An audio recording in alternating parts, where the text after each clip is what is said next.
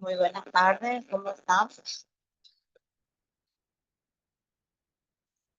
Quisiera saber si me escuchan.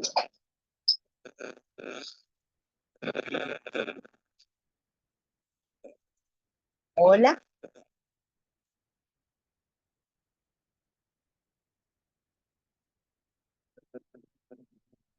hola,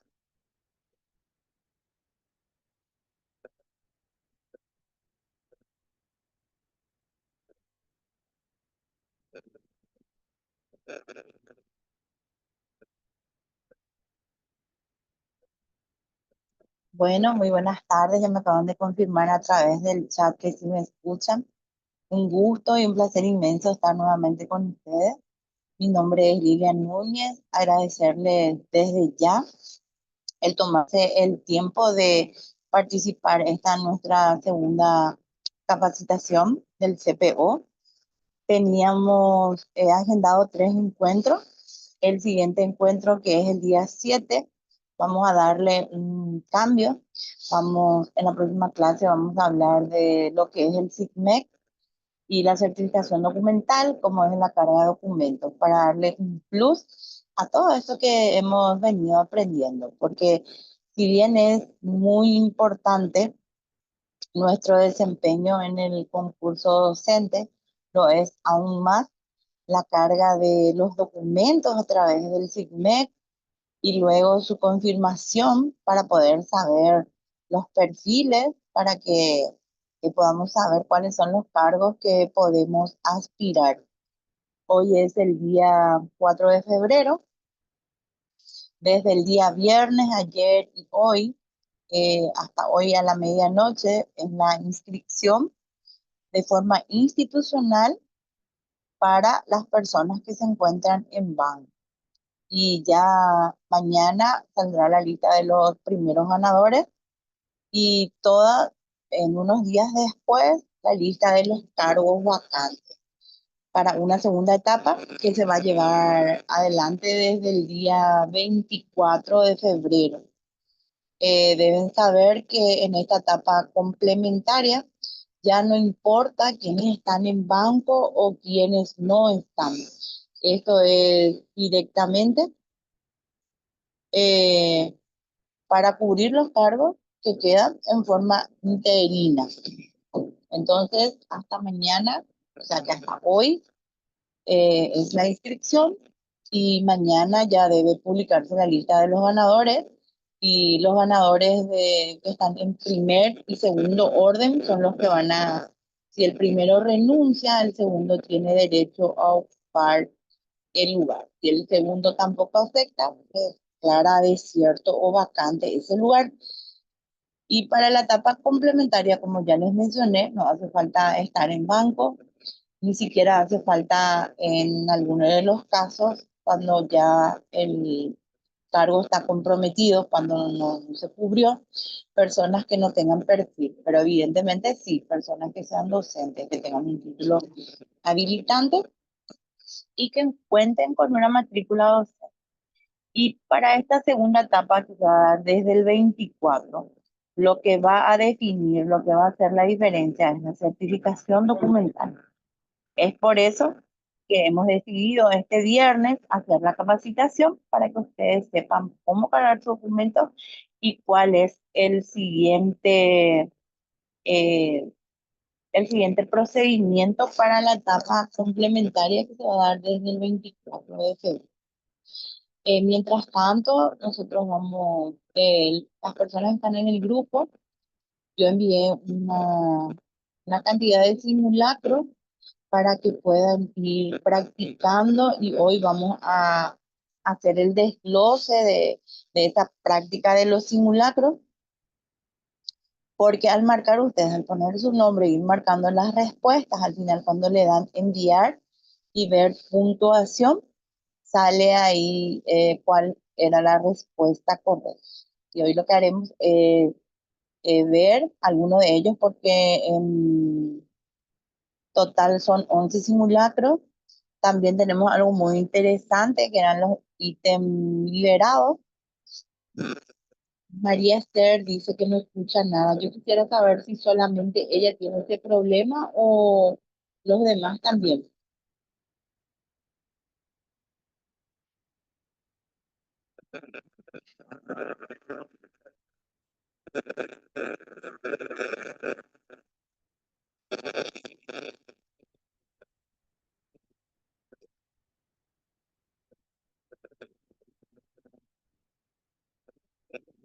Por favor, si me pueden escribir en el chat para saber si solo María Esther no me escucha o nadie no me escucha.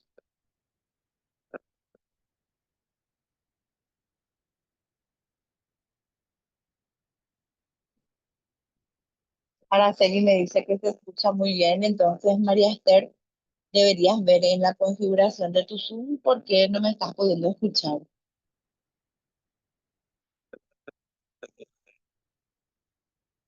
Carlos también dice que escucha muy bien. Muchas gracias, Carlos. Qué bueno, estamos acompañadas de un caballero. Bueno, vamos a continuar.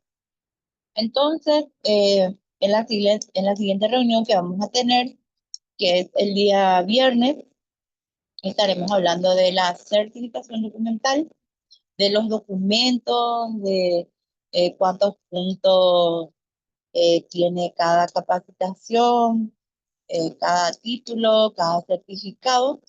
Vamos a ir desplegando eso, porque como ya les mencioné, ahora lo único de lo que ya depende es el poder ingresar a la función pública, en este caso al magisterio, a través del concurso complementario que se va a dar el 23. Nuevamente un concurso público de oposición se estará dando entre los meses de junio y julio, porque de hecho, según los datos que maneja el MEC, que los 17.000 vacantes que ahora se encuentran disponibles no van a ser cubiertos.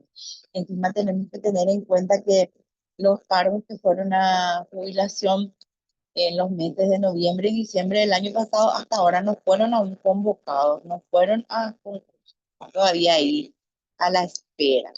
Y más todavía se tiene en cuenta que en este mes va a salir otra lista importante de docentes que se van a jubilar, entonces también eso va a incrementar las posibilidades de todos para poder acceder a un cargo. Bueno, si hablo muy rápido, algo me van avisando. Ahora voy a pasar a compartir mi pantalla. Vamos primero a ver de lo que les había dicho, los ítems liberados. Vamos a hacer un repaso así rápido. Luego vamos a hacer la cantidad de simulacros posibles que podamos. Lo que vamos a hacer ahora es ver las posibles respuestas y luego vamos a ir viendo cuál es. Entonces, permítanme, voy a ir.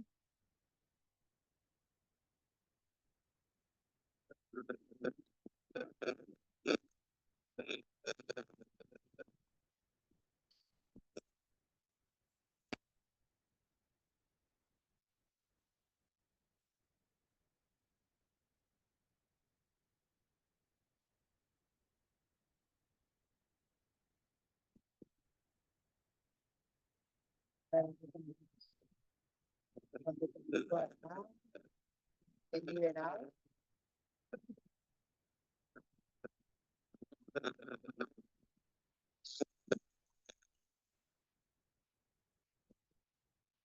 Bueno, es ¿por qué se llama esto ítem liberados?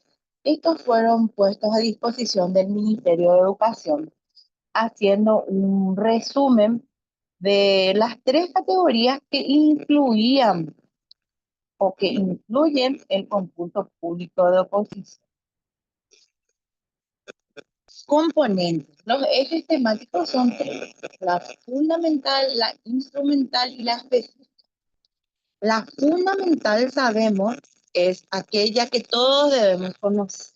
Incluye la Constitución Nacional, la 1725, la 1264. 1025 el Estatuto del Educador y la 1064 General de Educación. Luego tenemos la formación instrumental, que específicamente se refiere a todo lo que tiene que ver con tecnologías y las TIC. Y luego los de formación específica, porque como sabrán, el examen se dividió en los tres niveles a los que uno podía inscribir. El nivel inicial, la escolar básica y la media y tercer ciclo. Entonces, en formación específica, de acuerdo a qué me inscribí yo, es lo que me salían los... Acá dice, tenemos toda la parte fundamental es lo que se desarrolló en este ítem que el Ministerio liberó. O sea que este fue un cuadernillo que el MEC mismo elaboró para que en él se pueda encontrar todo lo fundamental que podría ser tema del concurso público. Dice, el siguiente gráfico presenta los resultados porcentuales del rendimiento académico de los estudiantes organizados por área, grado, curso, en el marco de la evaluación realizada por el Sistema Nacional de Evaluación del Proceso Educativo, SNEPE, en el 2018. Nos dice que el gráfico 1 que estamos viendo es la distribución porcentual de los estudiantes según niveles de desempeño por área académica y grado evaluado a nivel país. Ahí tenemos los gráficos y tienen separado el tercer, sexto y noveno grado, matemática, tercer, sexto, noveno y tercer año de comunicación castellana y comunicación guaraní. Luego tenemos los niveles. El rojo, que está abajo, representa abajo, medio el naranja, esperado es el verde y por último destacado el azul. Bueno, nos habla en porcentaje. Entonces vemos que en matemáticas el nivel esperado en el tercero de la escolar básica es un 21%, un destacado un 6%, medio un 25% y bajo un 39%. Luego, en el sexto grado tenemos un 4% destacado, 20% esperado, 44% medio y 32% bajo. Luego tenemos en el noveno grado un 3% destacado, 19% esperado, 43% medio y 35% bajo. Y así vamos viendo en el gráfico los niveles alcanzados de acuerdo al grado y a la materia. Seguimos ahí. Y nos dice, ¿qué porcentaje de estudiantes del tercer grado supera el nivel mínimo establecido en matemáticas? Tercer grado, matemáticas. Matemática es el primer icono, es también vemos que es toda la primera parte. Matemática. ¿Qué nivel representa el nivel esperado en matemáticas? ¿A cuánto por ciento se refiere? ¿Qué porcentaje de estudiantes del tercer grado supera el mínimo establecido en matemáticas? El mínimo está representado por esta barra azul que separa. Mínimo esperado dice. Quiere decir que todo lo que está de la barra para abajo es lo mínimo esperado. Y todo lo que está de la barra para arriba es lo que nos está preguntando. Supera el nivel mínimo. ¿Quién va a ser valiente y me va a decir a cuánto por ciento representa? La barra azul representa el mínimo requerido. ¿Quién me va a responder esa pregunta?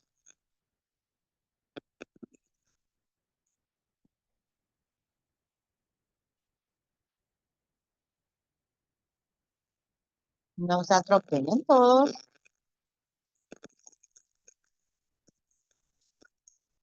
Les quiero escuchar porque estoy aquí en el gráfico y no estoy pudiendo leer sus respuestas.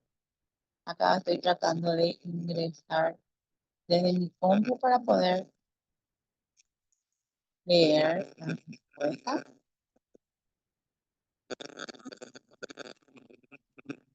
Les escucho. ¿Cuánto por ciento representa? Si me dicen,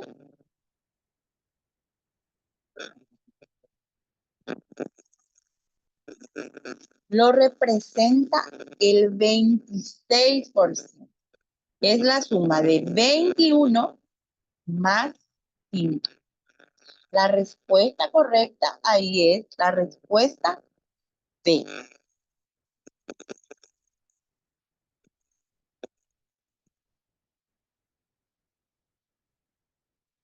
Seguimos.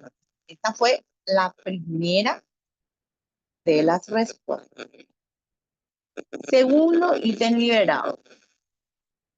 De los siguientes deberes de los actores educativos, ¿cuáles son los deberes de los actores educativos? Asistir puntualmente al lugar de trabajo, respetando la hora de entrada y de salida. Actor educativo se refiere al docente. ¿Cuáles son los deberes del docente? Tenemos primeramente asistir puntualmente al lugar de trabajo, respetando la hora de entrada y de salida. Segundo, coordinar y supervisar la implementación de las políticas educativas. 3, cumplir con eficacia y eficiencia las funciones que le otorga el cargo. 4, contribuir en un ámbito al mejoramiento de la calidad de la educación. 5, implementar estrategias de gestión para consolidar la autonomía de la institución. 6, acompañar y monitorear el trabajo de la incorporación de innovaciones en el aula. Ahí tenemos como posibles respuestas correctas. 1, que es asistir puntualmente al lugar de trabajo. 4, contribuir en el ámbito de mejoramiento de la calidad de educación.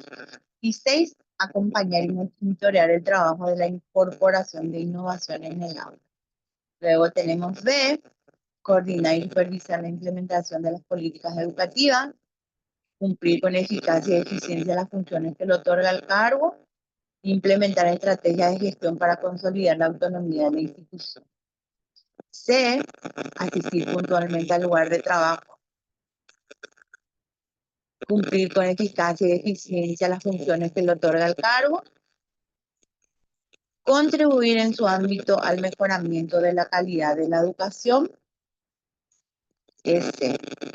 Y D, coordinar y supervisar la implementación de las políticas educativas, implementar estrategias de gestión y acompañar y monitorear. La respuesta correcta es D. No hace falta que vayan a ir marcando porque este material ustedes ya lo tienen en el grupo y al final están las respuestas de estos. Ahora lo que estamos haciendo es un repaso para ver, eh, para hacer una práctica. Luego para pasar a, eh, como les había dicho, a los simulados. Yo quiero saber, ¿me siguen, me escuchan?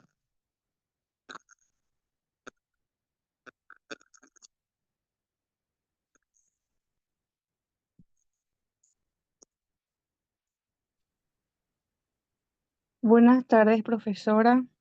No sé si me Buenas escucha. tardes. Sí, te escucho perfectamente. Sí, eh, sí, me encanta tu clase, me está gustando mucho porque la verdad que eh, es bien didáctico y estoy aprendiendo porque me haría mucho luego las preguntas y la primera clase aún no puedo asistir todo, pero me está Ya, gustando mucho. qué suerte. Entonces vamos a continuar. Muchas gracias por responder. Vamos a la pregunta 3. Dice, Una profesora del primer curso de educación media, especialista en ciencias naturales y salud, presenta para la segunda etapa escolar una propuesta para desarrollar las capacidades del área a través de la metodología de aprendizaje basado en proyectos. Su elección se debe a que esta metodología es activa y permite a los estudiantes trabajar en equipo, elegir un tema de interés del área, aplicar conocimientos prácticos que ya han desarrollado, ensayar, equivocarse y corregir su trabajo, darse cuenta de que pueden realizarlo por sí mismos y valorar sus esfuerzos. Por tanto, esta metodología favorece a los estudiantes en. Ahí vamos a hacer un pequeño hincapié. Sabemos muy bien que el currículum de la educación paraguaya es abierto. ¿Qué significa? También es estandarizado.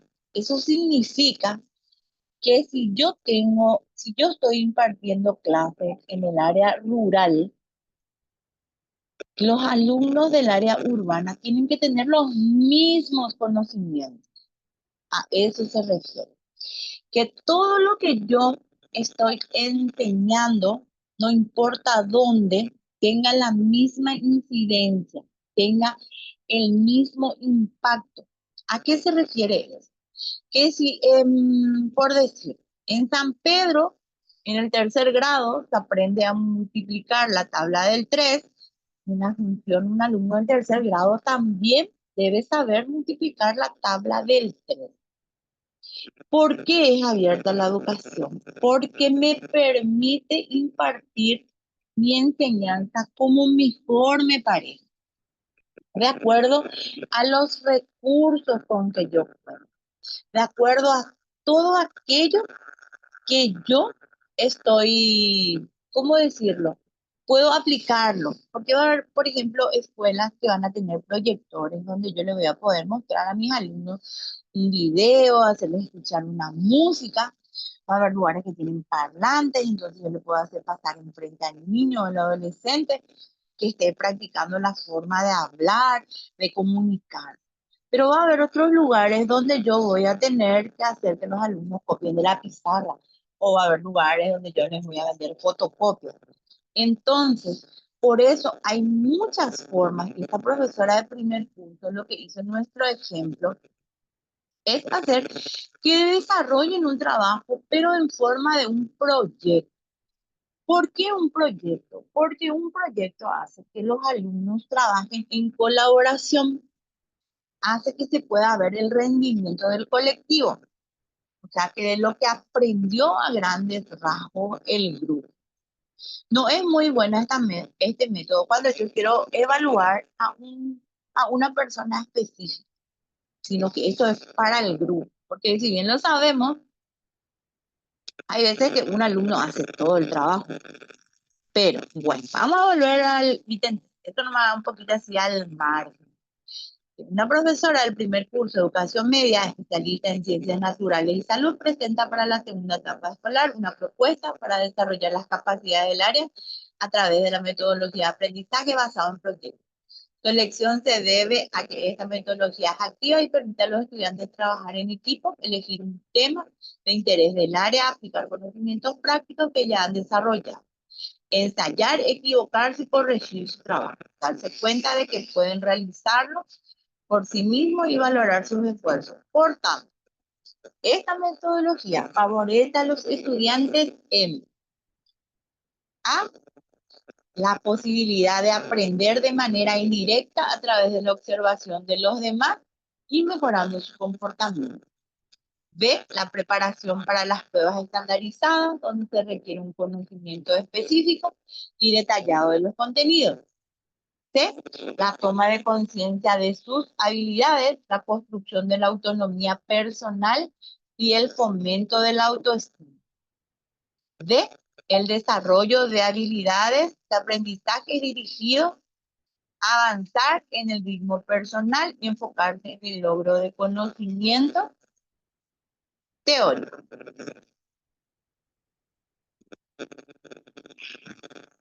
La respuesta correcta es la respuesta C. ¿Por qué? Porque la toma de conciencia de sus habilidades. Cuando el alumno desarrolla un proyecto, él dice en qué se siente mejor. Uno dice, yo voy a crear una publicidad. Otro dice, yo voy a preparar el presupuesto. Otro dice, yo voy a hacer el logo. Y otro grupo se encarga de lo que es la materia prima y la elaboración del proyecto en sí. A eso se refiere. Por eso la respuesta correcta es la C. Y ahí abajo, muy interesante, tenemos que el eje temático es de formación fundamental, que la fuente dice que es la resolución 17267, por la cual se aprueban los lineamientos para un sistema educativo inclusivo en el Paraguay. Ahora que hablamos de inclusión, voy a mencionar lo que es muy interesante. Cuando nosotros estudiamos lo que es inclusión, generalmente nos basamos en los niños con discapacidades, con trastornos. Pero la educación inclusiva también habla de los niños con altas capacidades. Por eso cuando le hacemos una ojeada a lo que es la ley de inclusiva, debemos basarnos específicamente también en aquellos niños con altas capacidades. Sí, dice, un dato estadístico e encuesta permanente de hogares continuas del INE 2024 Orejeguá. Ojexauca, 34,4%, Tetanguara, Oipurú, Fogape, Abañe'e, Jacaraíñe, 33,4%, Oipurú, Abañe'e, 29,6%, Oipurú, Caraíñe'e, Jadó, Oñe'e, Ambueñe'e.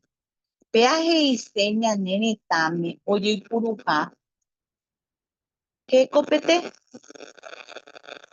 ¿Qué nos dice? Que un estudio estadístico nos habla de el porcentaje. Como bien sabemos, la Constitución Nacional habla de que tenemos dos idiomas oficiales, el español y el guaraní.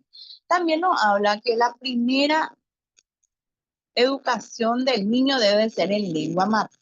Es decir, antes, en mi época, estoy hablando de hace ¿cuántos años? 40 años atrás, en la escuela, una persona que hablaba el guaraní era tratado de guarango, era enviado al rincón porque se consideraba al guaraní que se utilizaba solamente para decir groserías, no estaba permitido hablarlos en las escuelas. Sin embargo, en el 92 en la Constitución Nacional habla claramente de que nuestros idiomas oficiales son el español y el guaraní. Entonces, el niño, su primera instrucción la debe recibir en su idioma de origen. ¿Qué pasa? En el caso de un niño indígena que tenga dialecto, él debe ser instruido en su dialecto. De ahí por IDEIPE a que le obligamos a que todo en castellano tenga que ser. El docente debe estar, el día de hoy debe estar capacitado para un sinfín de situaciones, de hacer planeamientos diferenciados para niños con altas capacidades, para niños con trastornos, para niños que solamente hablan el guaraní, solamente hablan el castellano. También sabemos que la Constitución Nacional nos habla de que la educación es obligatoria y gratuita hasta el nivel medio. Sabemos que políticas públicas que encontramos dentro de la Constitución es la entrega de los kits escolares, de la merienda, del almuerzo, del desayuno. Esas son todas políticas públicas enmarcadas dentro de la Constitución Nacional. Eso no es algo que se le ocurrió al ministerio, que se le ocurrió al gobierno. Eso es algo que tenemos dentro de la Constitución Nacional. Bueno, bueno, teníamos en el ítem 4 que nos hablaba de cómo se habla en los hogares. 34,4 dice que habla ambos idiomas. 29,6 solamente habla guaraní. 2% habla guaraní nuevamente. Y ahí nos dice, ¿qué significa eso? ¿Qué es el idioma que más se utiliza? Abañe, carañe, mocoibeñe, oñe, u. La respuesta es la C. Dice que en mayor porcentaje hablan sus hogares mocoibeñe, en guaraní, y se habla en castellano. ¿De dónde salió esa información? Dice que del Programa Nacional de Lectura, Escritura, Oralidad, denominado ñero. Como bien sabemos, esta es una pregunta fundamental del examen. Como bien sabemos, ñero es un programa de capacitación de lectura, escritura y oralidad que tiene como plus, que tiene de interesante que no solamente va destinado a los alumnos, también los docentes forman parte de este programa de capacitación. Al mismo tiempo, docentes y alumnos van desarrollando los contenidos con ayuda de los padres de familia también participan en alguna tertulia o alguna cuestión. Vamos a la siguiente. Las redes constituyen entramados sociales que permiten a las personas disponer de un espacio para la comunicación a través de Internet en un entorno interactivo. Esto significa que estamos hablando de las redes sociales. La más utilizada tanto en educación como socialmente es el WhatsApp. Y siempre decimos, pero los jóvenes vuelan en la tecnología, increíble cómo manejan el celular, los niños, cómo manejan el celular. Eso no es manejar la tecnología, es tener conocimiento básico. ¿Por qué? Porque le van a dar a un joven que redacte en la computadora una nota, no va a saber ni siquiera manejar lo que es el Word y menos todavía lo que es el Excel y mucho menos otros programas que son compendios eh, que tienen sistemas más complicados.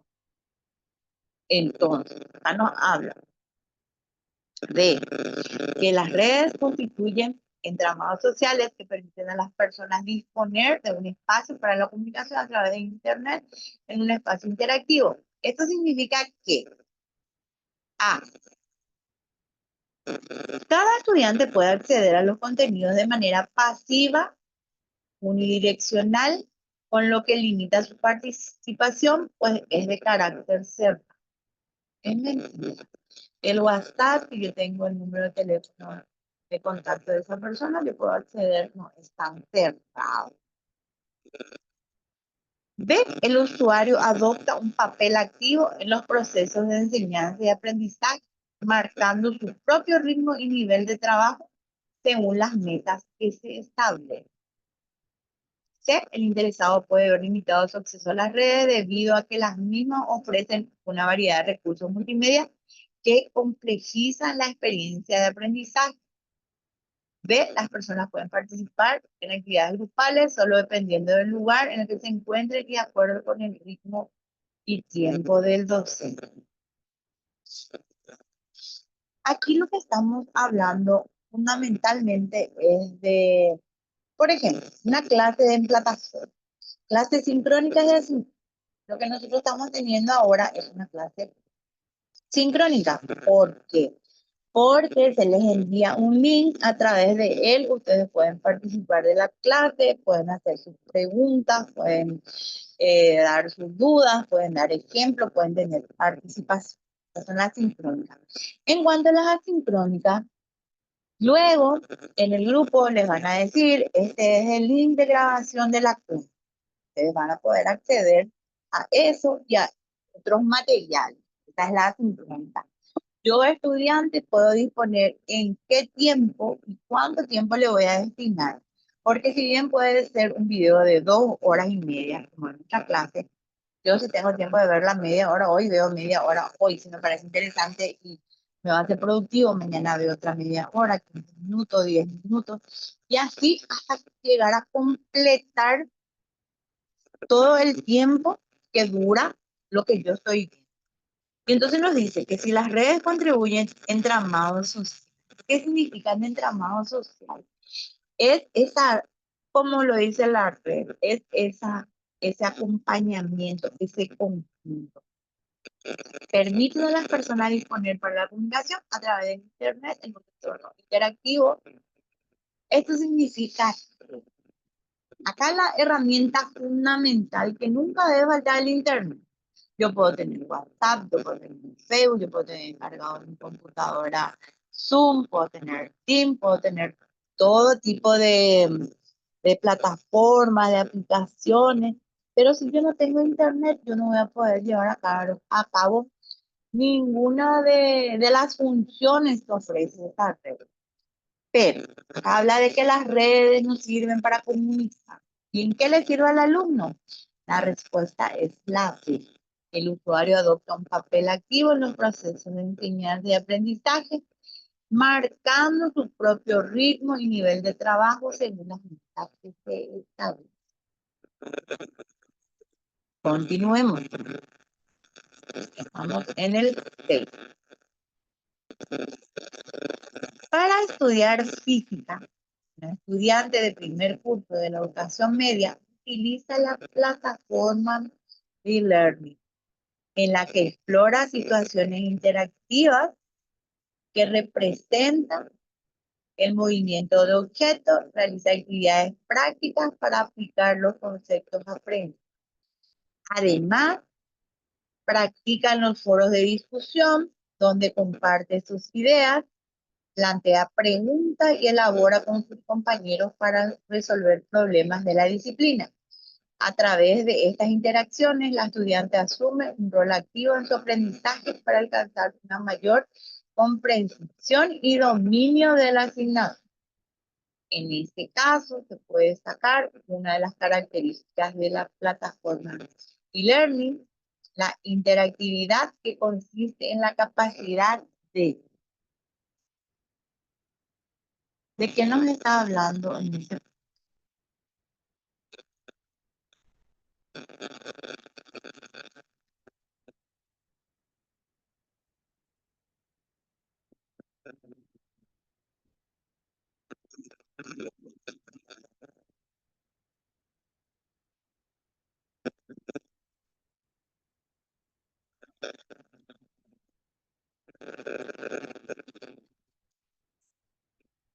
El término e-learning significa electronic learning. En español se ha traducido como la enseñanza virtual o formación online. Es un método educativo que permite que el proceso de aprendizaje se lleve a cabo a través de cualquier dispositivo. De eso se trata e-learning.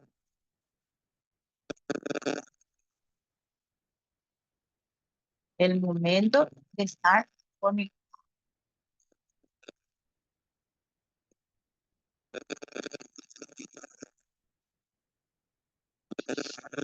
Entonces, este método el estudiante que utiliza en física para eh, movimientos de objetos, para calcular la velocidad.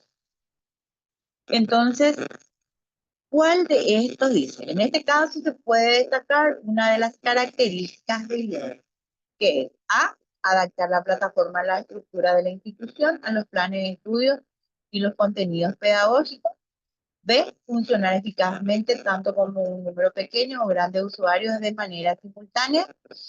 C, utilizar grabaciones realizadas por otros educadores, garantizando la durabilidad de estos, evitando que queden obsoletos. O D, conseguir que la persona que está usando la plataforma tenga conciencia de que es protagonista de su formación.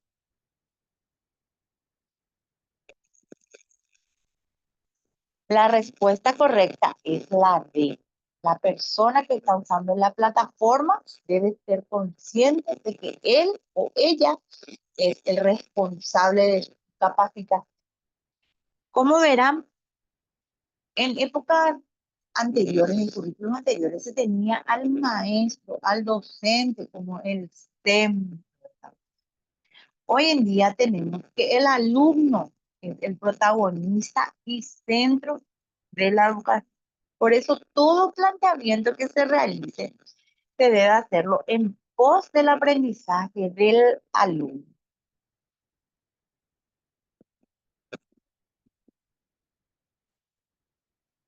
Vamos a la siguiente. Para favorecer el desarrollo de los objetivos relacionados con el concepto de número como cuantificador, ordenador e identificador y la dimensión matemática, texto del aula del inicial, la docente debe ver al número como cuantificador. ¿Qué significa esto? Que debe ya el niño saber contar, saber cuánto, ordenar e identificarlo. ¿Qué debe hacer el docente?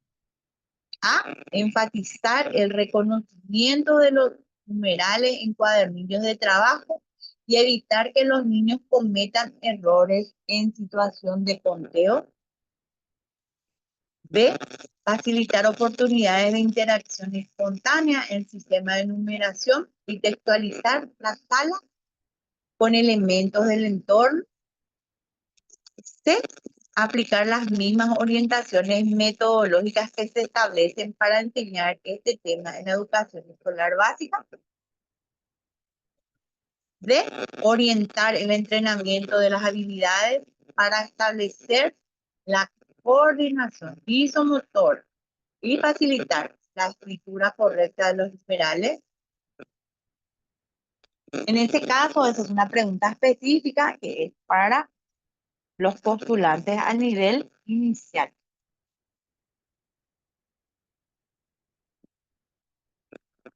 Y la respuesta correcta es la B.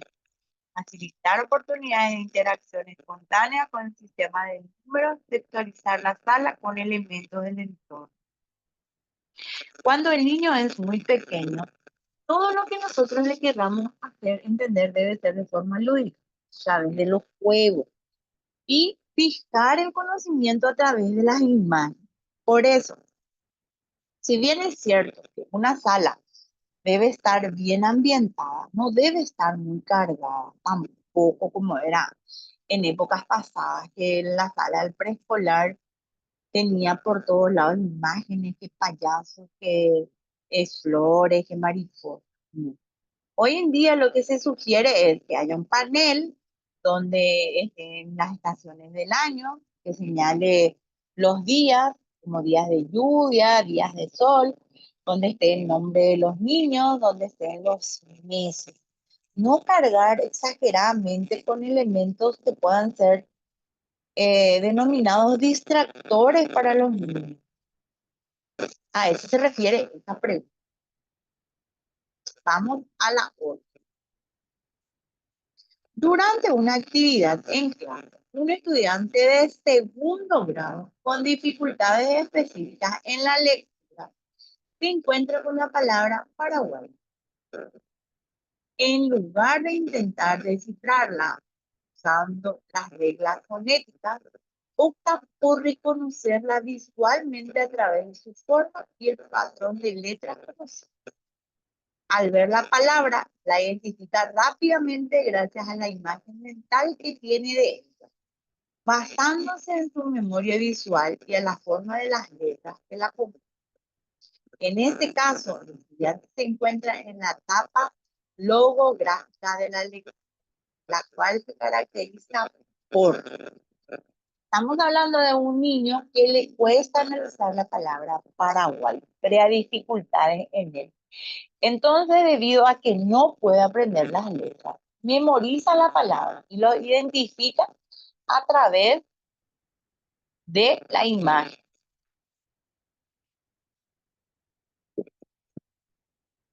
Entonces, esa es, dice que es la etapa logográfica,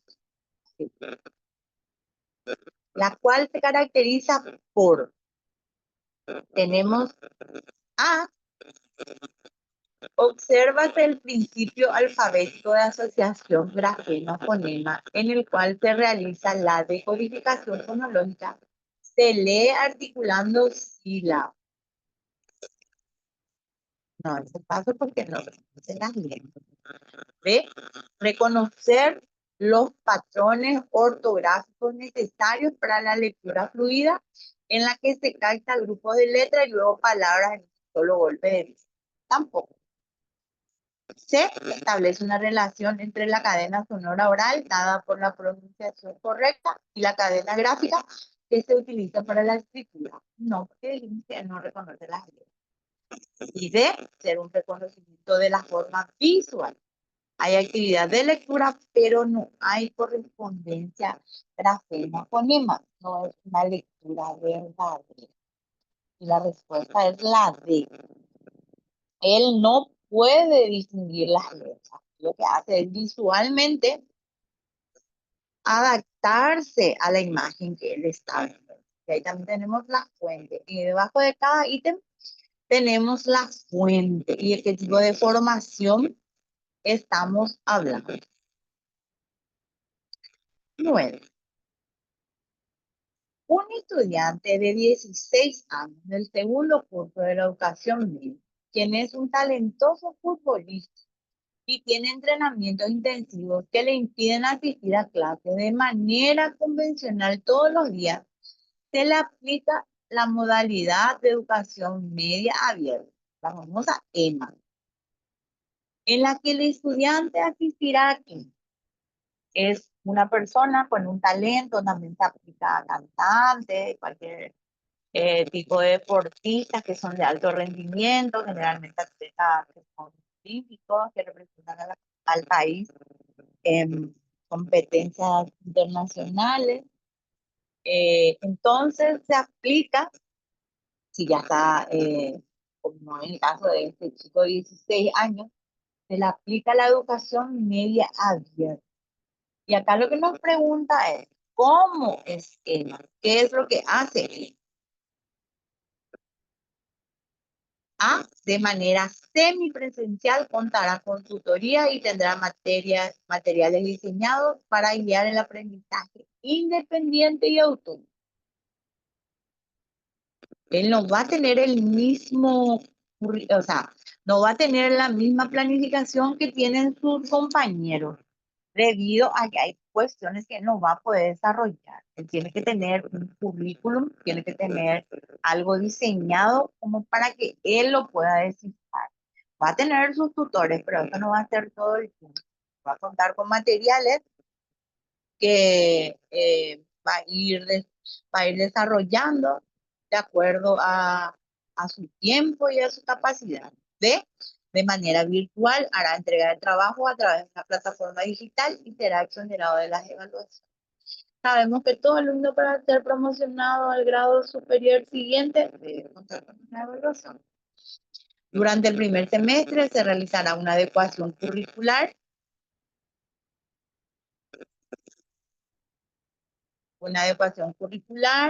y se le evaluará únicamente a finalizar el año lectivo. Tampoco no es correcto. El alumno tiene que ser evaluado constantemente. De manera presencial, como mínimo de 50% contará con una profesora particular y tendrá promoción automática. La promoción es automática, pero luego de una evaluación. La respuesta correcta es la A. De manera semipresencial contará con tutoría y tendrá materiales. ¿Estamos bien?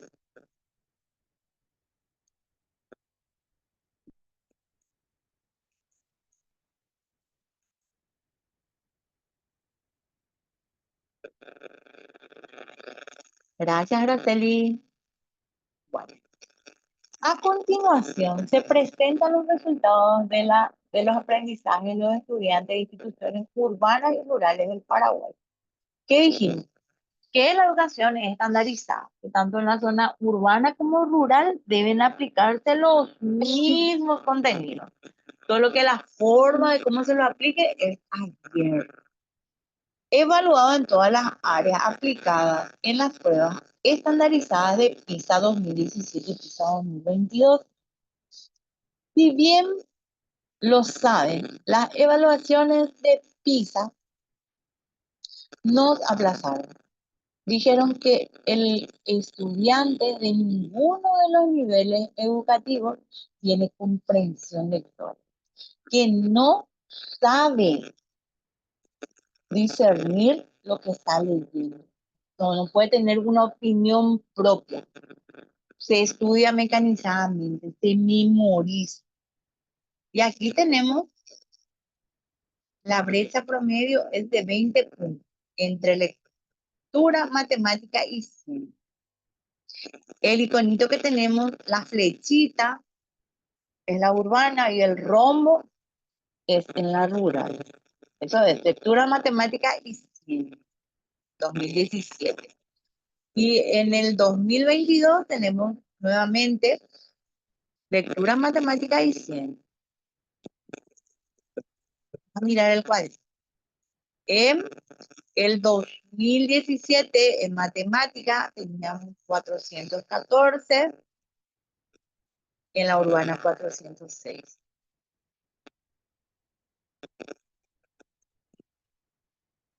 En la urbana en el 2017 teníamos 414 y en el 2020 406. En la rural teníamos 386 y en el 2022 361.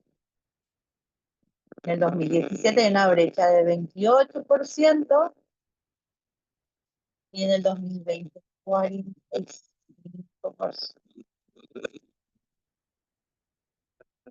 ¿Vieron cómo disminuyó, cómo nos demuestra que hay más para arriba lo que es la educación en la zona urbana que en la zona rural?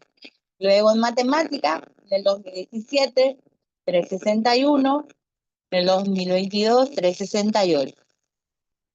En las urbanas, 346 en el 2017, 333 en el 2022. Y luego, por último, ciencia, 396 en la rural, 399 en la urbana. ¿Y qué nos pregunta? ¿Cuál es el cuestionamiento que se hace en este caso?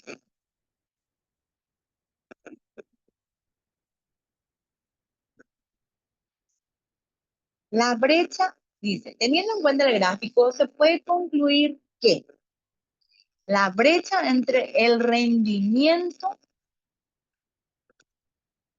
voy a tratar de poner en pantalla el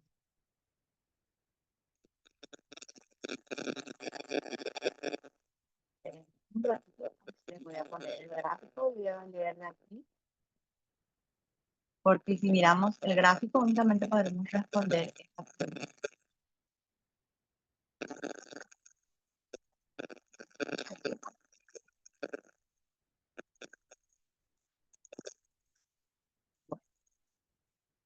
Acá el gráfico.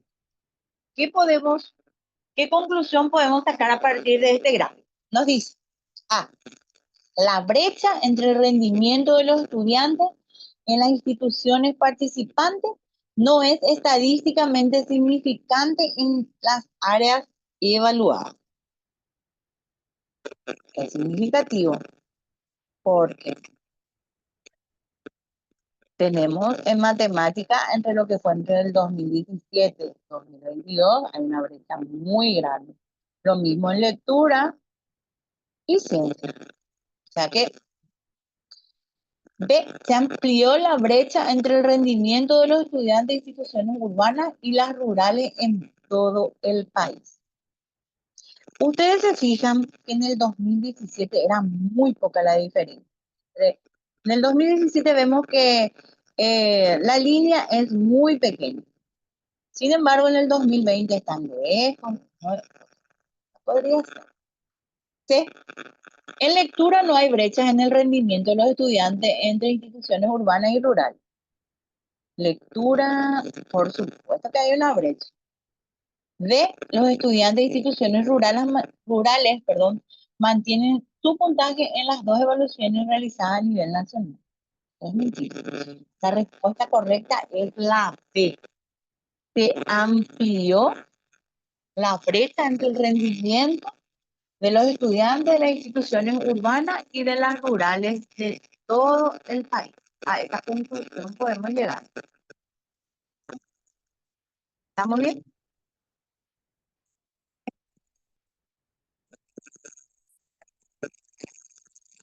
Ok, vamos a continuar. Esta era la pregunta, ¿no?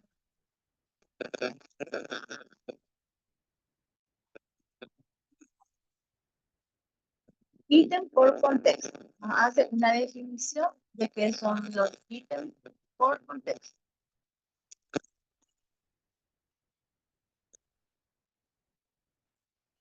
Representan situaciones complejas del mundo real donde los docentes aplican sus conocimientos, habilidades y competencias del ámbito educativo. Estos ítems fundamentados en materia de los ejes temáticos de la prueba se vinculan con escenarios, dilemas y casos prácticos relacionados con la labor pedagógica, la gestión de aula y la interacción con diferentes actores educativos. Cada contexto contiene ítems, cada uno con un nivel de complejidad distinto, que ofrece 4 opciones de respuesta, de las cuales solo una es consistente con el contexto presentado. Las otras 3 opciones presentan contradicciones o incoherencias. Este tipo de ítems evalúa procesos mentales diferentes, desde la comprensión literal hasta el análisis crítico, permitiendo a los educadores demostrar su capacidad para generalizar, formular hipótesis más allá del contexto específico. La estructura de estos ítems fomenta una evaluación integral de desempeño profesional de los educadores y de su competencia para resolución de problemas de contextos determinados. Estos ítems y los ítems del concurso público fueron elaborados para ver el nivel, la capacidad del docente de poder quitar las respuestas, de hacer un análisis general para poder ver cuál es la posible respuesta. Entonces, vamos a continuar. Y acá tenemos el planteamiento para la primera pregunta, que es el ítem por contexto.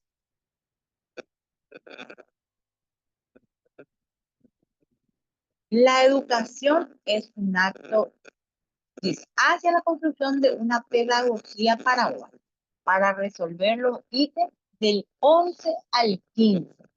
Analiza el siguiente texto. La educación es un acto intencionado, planificado y ordenado conforme con orientaciones científicas de diferentes disciplinas, principalmente de la pedagogía, la cual permite una constante reflexión sobre la práctica pedagógica en las aulas, física o virtual, destacando el papel del docente y del estudiante en la interacción didáctica intencionada para generar aprendizaje. En este contexto, es fundamental contar con una pedagogía contextualizada al Paraguay, que se enfoque en la realidad educativa del país para generar propuestas innovadoras que mejoren la calidad educativa y el aprendizaje de la población. La pedagogía paraguaya se debe enfocar en lo que sucede en las aulas de nuestro contexto, en los distintos niveles y tipos de educación, investigando sobre sus particularidades y aspectos tradicionales, adaptándose a las innovaciones pedagógicas que se van a integrar. Esto incluye las particularidades de las nuevas formas de enseñanza que buscan mejorar las actuales resultados educativos en cuanto al aprendizaje de la población nacional. Acá habla que la pedagogía debe estar directamente proporcional a lo que es nuestra realidad, nuestro contexto nacional. No podemos usar un currículum copiado de otros países, de otros lugares. De eso habla básicamente. Y que debe estar destinado al aprendizaje. La pedagogía centrada en la realidad del Paraguay debe focalizar su atención en la reflexión de lo cotidiano del proceso de la enseñanza y del aprendizaje. Todo lo que nosotros enseñamos debe dejar un aprendizaje en el alumno. El alumno debe entender en cada clase, debe comprender los contenidos desarrollados, del porqué de alguna situación. De modo a establecer una relación entre la teoría, la experiencia y las prácticas. La Academia Paraguaya debe involucrarse en la teorización de los procesos pedagógicos comúnmente aplicados en el país y en la generación de propuestas de innovación y mejora de procesos y resultados educativos.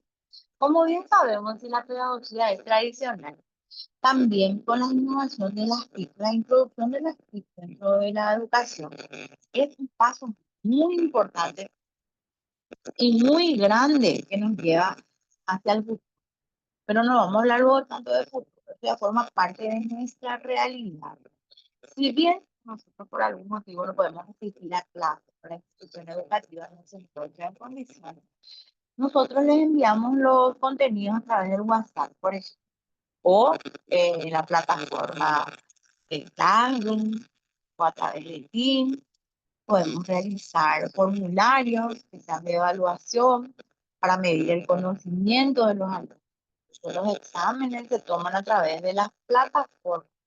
Entonces, dentro de la educación, la innovación y la incorporación de las TIC es de fundamental importancia. La Academia Paraguaya debe involucrarse en la teorización de los procesos pedagógicos comúnmente aplicados en el país, en la generación de propuestas de innovación y mejora de procesos y resultados educativos. Así también deben desarrollarse procesos de indagación e investigación acerca de las prácticas de enseñanza que según el contexto sociohistórico han resultado como experiencias positivas. A partir de un análisis crítico de las experiencias pedagógicas del pasado y ante los desafíos educativos presentes y futuros, se plantea la necesidad de esta pedagogía paraguaya, es decir, un conjunto de respuestas de base científica ante la complejidad de los desafíos educativos nacionales. La pedagogía del Paraguay o las pedagogías deben conocer el papel fundamental histórico, incluso en medio de grandes precariedades y profundas contradicciones de la escuela a nivel nacional. Sus aportes a través del tiempo y sus limitaciones, sobre todo su papel dinamizador de la identidad y la cultura del país, su vocación de proporcionar y proponer en marcha cambios, tanto a nivel comunitario como en el ámbito de las ciudades y los pueblos de todo el país. Como referencia está adaptado a la resolución 825 del 2023, por la cual se aprueba el programa de mejoramiento de la educación paraguaya. Este es un programa, como todos los programas del MEC, que tiene un periodo de 5 años. Es una agenda que debe desarrollar, que va desarrollándose cada año, va cumpliendo sus objetivos hasta llegar al 2028, donde se debe crear nuevamente otro programa de acuerdo a la necesidad de este movimiento. Este programa lleva el nombre de Ñamumarete Convoque, porque en el 2023 seguíamos arrastrando las secuelas de lo que fue la pandemia del COVID, donde todos saben que por más que se hicieron muchos intentos en el Ministerio de Educación, la comunidad educativa, las escuelas y colegios, no tuvo el impacto deseado, no siguió, por más que la educación siguió su proceso, no llegó a cabalidad a cumplir algunas cuestiones que eran inminentemente necesarias. Entonces, lo que para el 2028 debe ocurrir es que no debe quedar ninguna secuela de lo que fue el COVID. ¿En qué sentido? En el sentido pedagógico, en el sentido educativo. Porque si bien la educación virtual se implementó en su totalidad en la época del COVID, Y si bien esto trajo grandes mejoras, también creó muchísimos problemas dentro de la educación. La gente que está en aula puede hablar claramente y específicamente de los problemas que creó el COVID dentro de la educación. Bueno, entonces, tenemos como resultado de eso que hemos leído, tenemos que la pedagogía paraguaya permite una constante A, crítica, B, intención, C, planificación o D, reflexión. Ahí ya lo dice, es formación fundamental, como lo dijimos ya, la resolución 825, llamamos Maretete como E, ahí vamos a encontrar la respuesta y la respuesta es la reflexión, es lo que nos permite la pedagogía. Luego, la pregunta número 12 nos dice, la pedagogía paraguaya se debe enfocar en lo que sucede ¿en qué escenario? Los niveles y supervisión educativa, B, las comunidades educativas y su influencia, C, las aulas y los diferentes niveles educativos, o D, los consejos educativos y su gestión.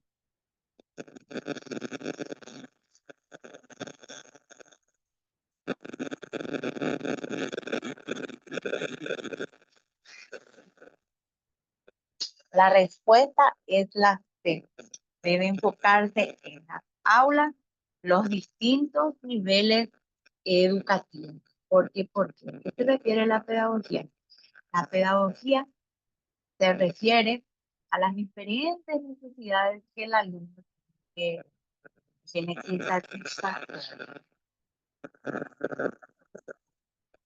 Seguimos, y esto mismo sabemos en el compendio de Ñamumarete, que como es, como ya lo habíamos visto anterior. Seguimos.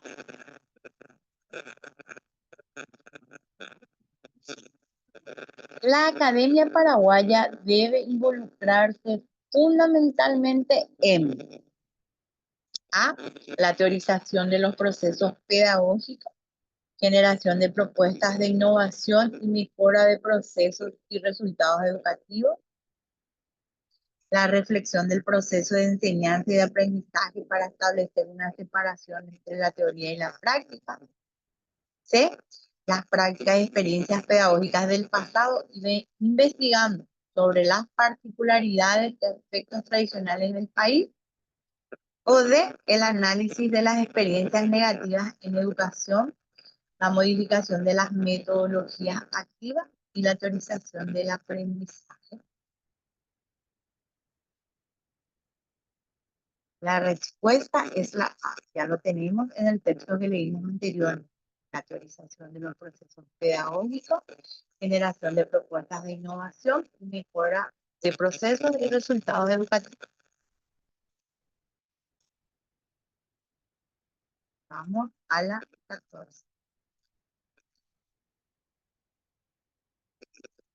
La necesidad de una pedagogía paraguaya se plantea a partir de A, las experiencias personales de los educadores en el aula para enfrentar los desafíos educativos del futuro y las exigencias a nivel departamental. B, la imperiosa necesidad de generar cambios a nivel comunitario y sectorizado sin tener en cuenta la historia de la escuela paraguaya, pues forma parte del pasado. C, la base científica regional que presenta desafíos y necesidades de respuesta para resolver la complejidad de la educación a nivel internacional. D, el análisis crítico de las experiencias pedagógicas pasadas, considerando los desafíos educativos actuales y las evidencias científicas para mejorar la calidad educativa. La respuesta es D, el análisis crítico de las experiencias pedagógicas pasadas, considerando los desafíos educativos actuales y las evidencias científicas para mejorar la calidad educativa. ¿Por qué? Porque nos habla que la pedagogía surge a partir de las experiencias educativas pedagógicas del pasado, agregando la Innovación. Ok, vamos a la siguiente. La pedagogía paraguaya ofrece un aporte relevante a la educación por su potencial para dinamizar a las experiencias e investigaciones con base científica de lo que ocurre en las aulas paraguayas con una mirada retrospectiva hacia las prácticas comúnmente utilizadas para lograr el aprendizaje de los contenidos teóricos.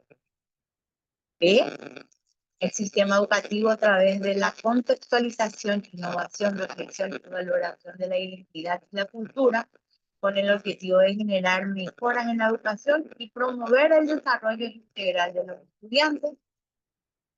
C, los procesos de indagación acerca de las prácticas de enseñanza que según el contexto histórico han resultado como experiencias negativas para no repetir los errores del pasado y proyectarse al futuro. O D, los diferentes niveles y modalidades educativos indagados acerca de sus características y peculiaridades tradicionales, fundamentadas en la reflexión constante sobre la práctica directa oral y liderazgo pedagógico. Ahí estamos hablando del sistema educativo a través de la contextualización, innovación, reflexión y valoración de la identidad y la cultura, con el objetivo de generar mejora en la educación y promover el desarrollo integral de los estudiantes. Y ahí, como les dije, al final de la hojita tenemos la respuesta final.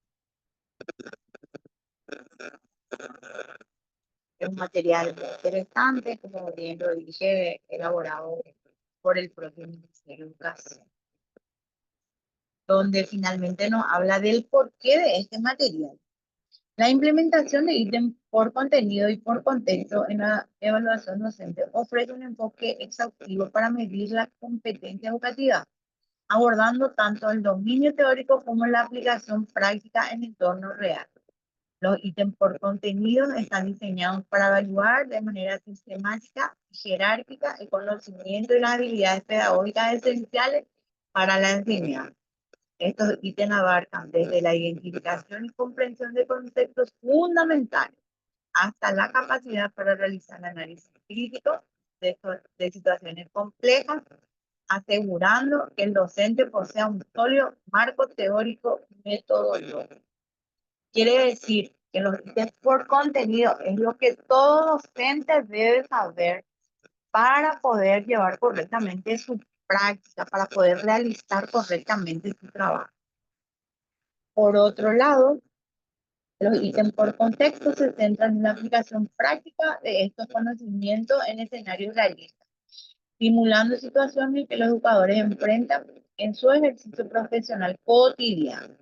Este enfoque contextual promueve una reflexión profunda sobre el rol del docente, capacidad para tomar decisiones informadas y éticas y su habilidad para interactuar eficazmente con el entorno educativo.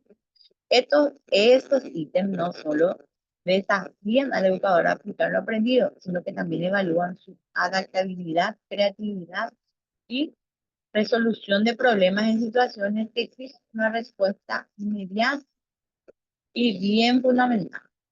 La combinación de ítems por contenido y contexto garantiza una evaluación integral que no solo valora la capacidad del educador para enfrentar de manera efectiva los desafíos dinámicos de la práctica educativa. Este enfoque fomenta una mejora continua en la calidad de la enseñanza, promoviendo el desarrollo profesional del docente y su contribución al avance del sistema educativo en su conjunto. Así se refuerza la noción de que la excelencia en la enseñanza exige no solo un sólido conocimiento teórico, sino también la capacidad para aplicar el conocimiento de manera ética y eficaz en una variedad de contextos. Así, de esta forma, hemos terminado lo que se refiere a...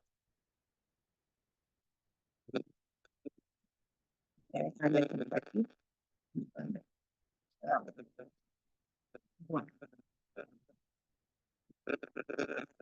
hemos visto estos ítems liberados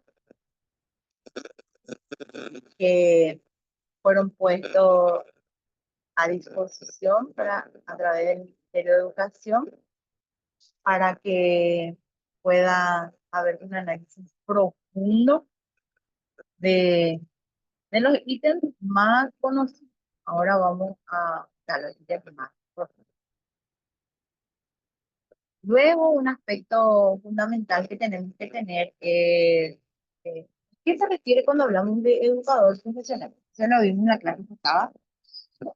Y según la ley 1725, el Estatuto del Educador nos dice que el educador profesional es la persona que posee un título habilitante en cualquiera de las ramas del saber, ya sea político, científico y tecnológico, que se dedique en forma regular a alguna actividad docente en establecimiento dentro de la institución educativa o de apoyo técnico pedagógico en la gestión educativa y particular. Entonces, para ser considerado un educador, yo debo poseer un título habilitante. Luego de eso, una matrícula docente. El título habilitante me va a llevar a poder obtener mi matrícula docente. Pero fundamentalmente debo ejercer de forma permanente la educación para ser considerado un educador.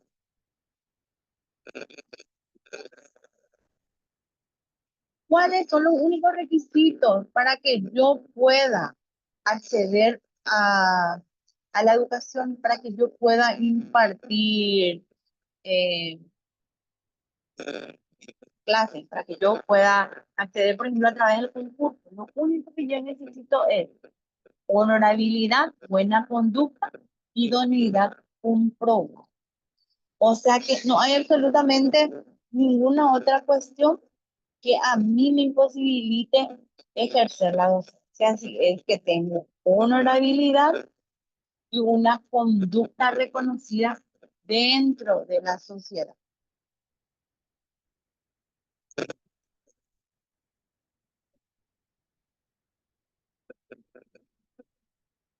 A ver, ¿cómo se accede a la función pública en el magisterio? A través de un concurso público de oposición.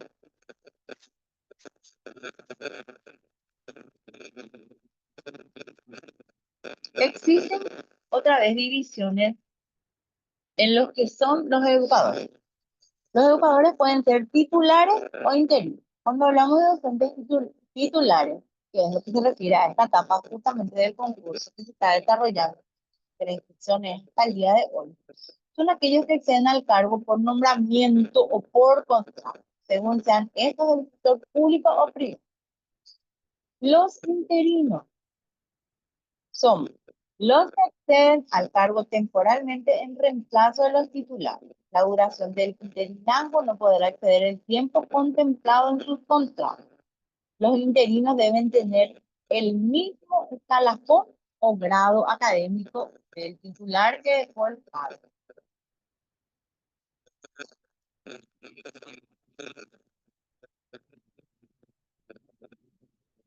¿Seguimos?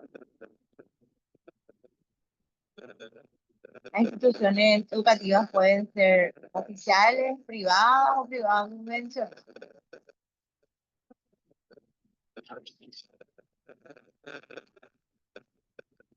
El educador profesional tiene los siguientes derechos: percibir sus haberes en los días de receso establecidos en el calendario escolar, a su suspensión de clase por causa ajena a la voluntad del educador.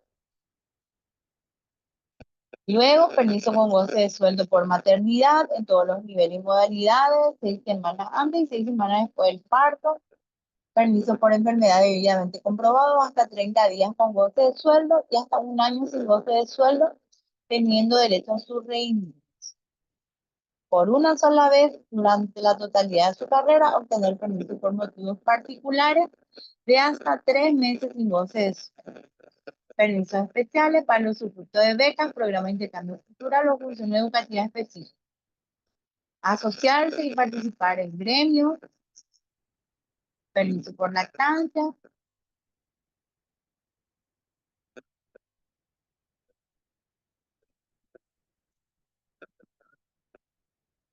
La matrícula del educador profesional será solicitada por escrito al.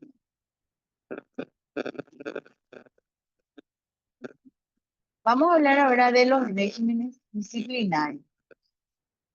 En el sector público de la educación, las medidas disciplinarias serán de primer, segundo y tercer orden. Las de primer orden serán aplicadas por el jefe inmediato superior, las de primer orden.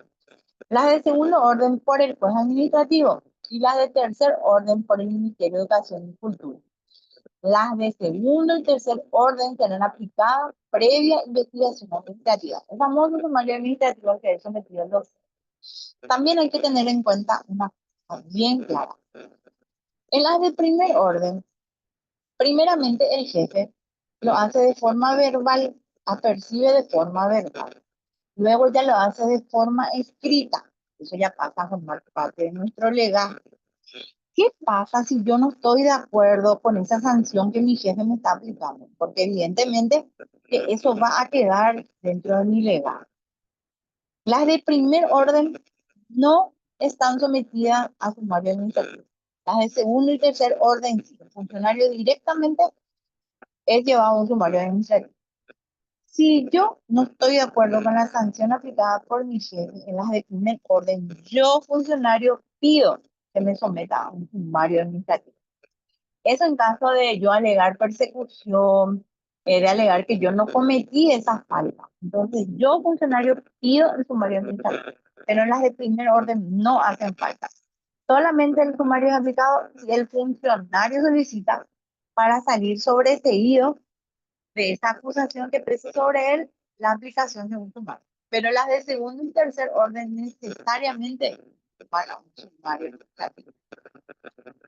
Son medidas disciplinarias de primer orden y dice, amonestación por escrito, multa por un importe de 5 a 15 días de salario o suspensión sin goce de sueldo de hasta 30 días. Si yo no estoy de acuerdo con esta sanción, yo pido mi sumario. Son medidas disciplinarias de segundo orden. Suspensión sin goce de sueldo hasta 180 días.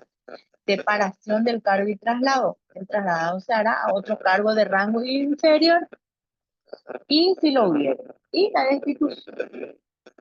Las medidas disciplinarias de tercer orden consisten en la casación de la matrícula del educador profesional y conlleva su. Serán pasibles de medidas disciplinarias de primer orden los educadores que incurran en una o varias de las siguientes faltas: asistencia tardía, negligencia, ausencia injustificada que no exceda de 2 días consecutivos, 3 alternados en el transcurso de un mes, y la falta de compostura de vida en la institución o fuera de ella. En este punto hay que tener muy en cuenta que siendo yo docente, yo no puedo participar en charlas, en manifestaciones que no tengan que ver con mi labor docente. El único tipo de manifestaciones que yo puedo hacer es en situaciones que conciernen a mi función como docente. Serán pasibles de medidas disciplinarias del segundo orden los educadores hallados culpables por la comisión de una o varias de las siguientes faltas: ausencia injustificada por más de 2 días en forma consecutiva o 3 alternadas en el transcurso de un mes, abandono del cargo, incumplimiento de las disposiciones emanadas de la prioridad, violación del secreto profesional y reiteración, incidencia de las causables pasibles de penas de primer grado. O sea que las faltas de primer grado al ser reiterativas se convierten en una falta de este.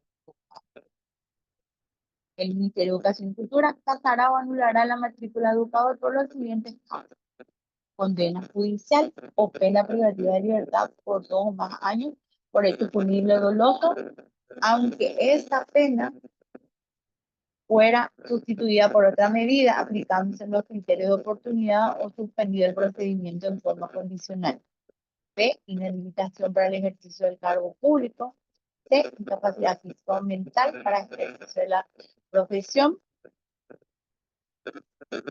Luego tenemos por faltas graves a los deberes y obligaciones inherentes a la profesión, daño patrimonial a bienes del Estado. También otra causal de esta falta de tercer orden es un caso que se dio en años muy recién han pasado que por los títulos falsos.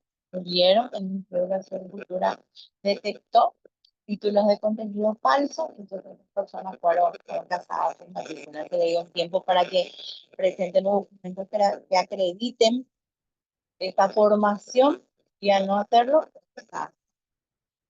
casada la matrícula, el educador no podrá ejercer la profesión por el tiempo de la resolución del público privado. La matrícula fue causada, fue casada con los causales contenidos del artículo A, B o C, también será por condena judicial, por inhabilitación y por incapacidad mental. Cuando es casado por esos causales, ya no se puede volver a ejercer la educación.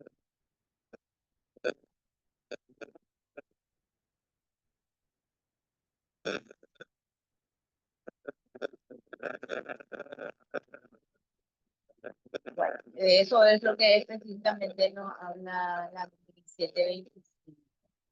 En cuanto a lo que son las sanciones, en la 1274 es que tenemos eso más ampliamente en la Ley General de Educación.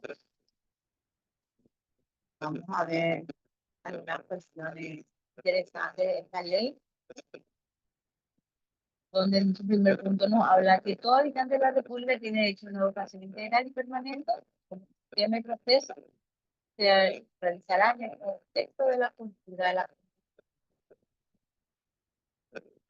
El Estado es el encargado de garantizar el derecho de aprender, de igualdad de oportunidades, de acceder a los conocimientos, a los beneficios de la cultura humanista, de la ciencia y la tecnología, sin discriminación. También nos habla de que el Estado tendrá la responsabilidad de asegurar a toda la población el acceso a la educación y crear condiciones reales para desarrollar la educación.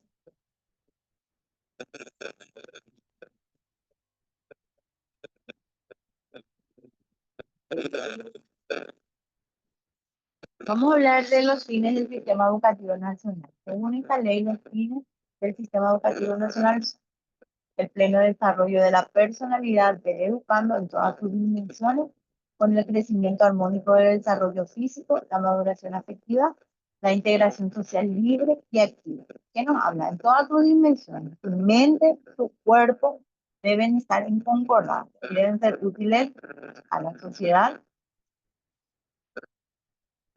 y a su país en general. B, el mejoramiento de la calidad de la educación, C, la formación de las jóvenes oficiales, D, el conocimiento, la preservación y el fomento de la herencia cultural, lingüística y espiritual, la comunidad nacional, la adquisición de conocimientos científicos, teóricos, humanísticos, históricos, textos y de arte intelectual. F, la capacidad para el trabajo y la creatividad artística. G, la investigación científica y tecnológica. H, la preparación para participar en la vida social, política y cultural como actor reflexivo y creador en el contexto de una sociedad democrática, libre y solidaria. Y la formación en el respeto de los derechos fundamentales y el ejercicio de la tolerancia y de la libertad. J, la formación y capacitación de técnicos profesionales en los distintos ramos del saber humano con la ayuda de las ciencias, las artes y las técnicas. Y por último, la K, la capacitación para la protección del medio ambiente, las riquezas y bellezas naturales y el patrimonio de la nación. Así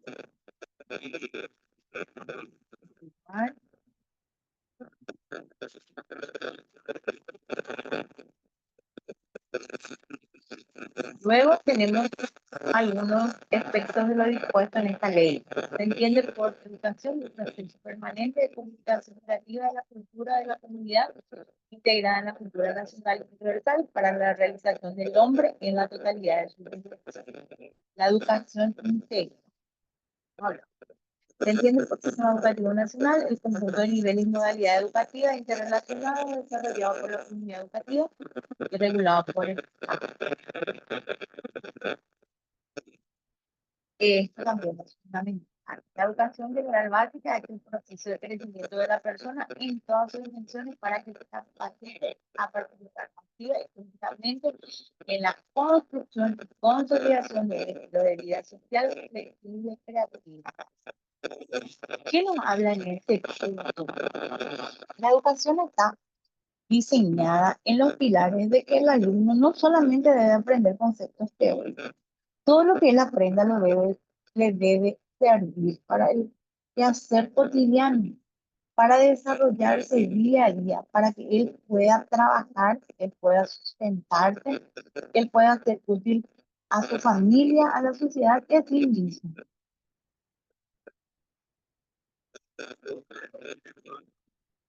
El alumno es el sujeto principal del proceso de aprendizaje.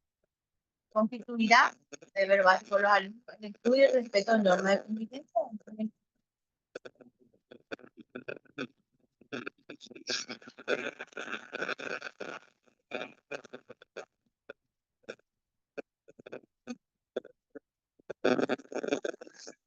Dentro de la educación tenemos la educación formal, la no formal y la respeto. La educación formal se estructura en tres niveles. El primer nivel comprenderá la educación inicial, la educación escolar básica, el segundo nivel, la educación media, el tercer nivel, la educación superior. Ahí estamos hablando de la educación formal, que es impartida por un profesional de la educación en una institución educativa donde los niños están separados por rango etario, es decir, de acuerdo a sus edades, el nivel educativo en el que se desarrolla. Cuando hablamos de la no formal, hablamos de lo que antes conocíamos como Iro, hoy en día, que se basa donde se le tienen a los niños sin importar el rango de edad que tengan, en forma colectivo, juntos, y tienen un profesional que muchas veces no es educador, sino que puede ser un psicólogo, un trabajador social, o muchas veces incluso son estudiantes. Entonces, tampoco están en una institución educativa, generalmente en las capillas, en las iglesias, en los tinglados municipales. Y la educación refleja es aquella educación que el alumno se autogestiona, que él a través de sus conocimientos, de sus habilidades, de ir practicando la educación que él va adquiriendo.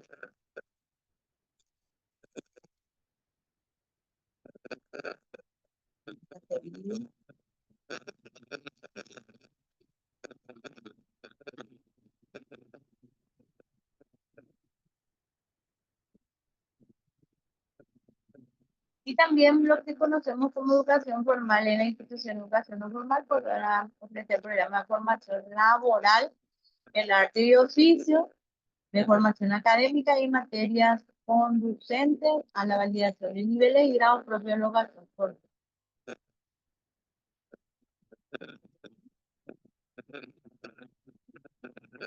Acá habla de la educación refleja. El gobierno nacional incentivará y fomentará la participación de los medios de información, comunicación social en el proceso de educación permanente y de la difusión de la cultura de acuerdo con los principios y fines de la educación definidos en la presente ley, sin perjuicio de la libertad de prensa y la libertad de expresión prevista en la Constitución.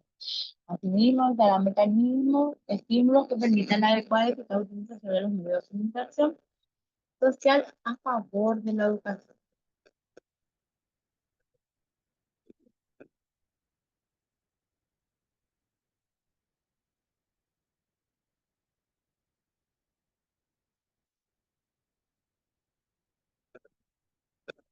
Bueno, como bien les había comentado en el grupo de WhatsApp, eh, contamos con 11 simulacros diferentes para poder ir entrenando y poder, al finalizar ese simulacro, dice enviar. Una vez que lo envían, pueden ver su puntuación y ahí sale las respuestas correctas y al lado de las correctas salen por qué son incorrectas. Como les dije, lo fundamental, la próxima clase, que será el día viernes, vamos a estar hablando de vamos a conocer esta herramienta tan importante y fundamental como lo es el Signet. El Signet con un poco de cariño, con un poco de práctica, es una herramienta que van a valorar muchísimo y es una herramienta que les va a acompañar durante toda la carrera profesional. También vamos a hablar de la certificación documental, vamos a hablar de cómo cargar los documentos, cuál es la valoración y ponderación que tienen.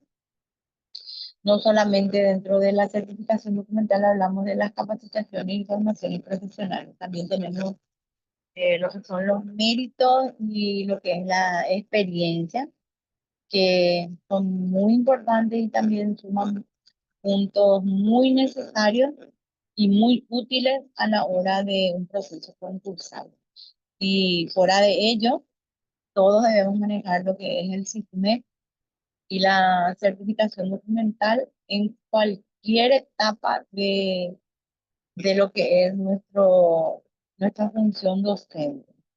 También recordarles que, como ya les había dicho, la cuestión es animarse y ir probando y ir viendo. Y con el tema de los simulacros que tienen, como les dije, las respuestas salen abajo. Pero si tienen alguna duda en específico sobre alguno de ellos, yo necesitaría que anoten, porque vamos a verlo el viernes. Entonces, antes de ingresar en lo que es el FITMET, vamos a estar viendo sus dudas y voy a tratar de responder las dudas que vayan teniendo. Eh, tienen que, tienen que hacer un repaso general de la ley de educación. La Constitución Nacional es fundamental. eh, los criterios que ahí se encuentran dentro de la Constitución forman un compendio de cultura general. Deben específicamente enfocarse en lo que es educación, pero sin dejar de leer los demás contenidos que tienen que ver con lo que hace en la vida cotidiana. Porque cualquier ciudadano debe conocer. Ahora dejo abierto este espacio para que me hagan sus preguntas, las dudas que tengan, quejas, algo que no quedó claro.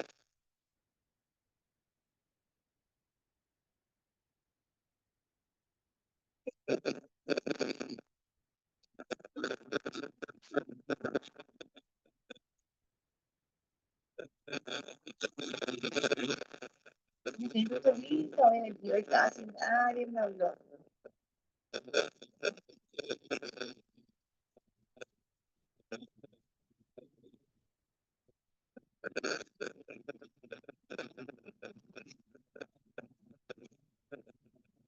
Están ahí.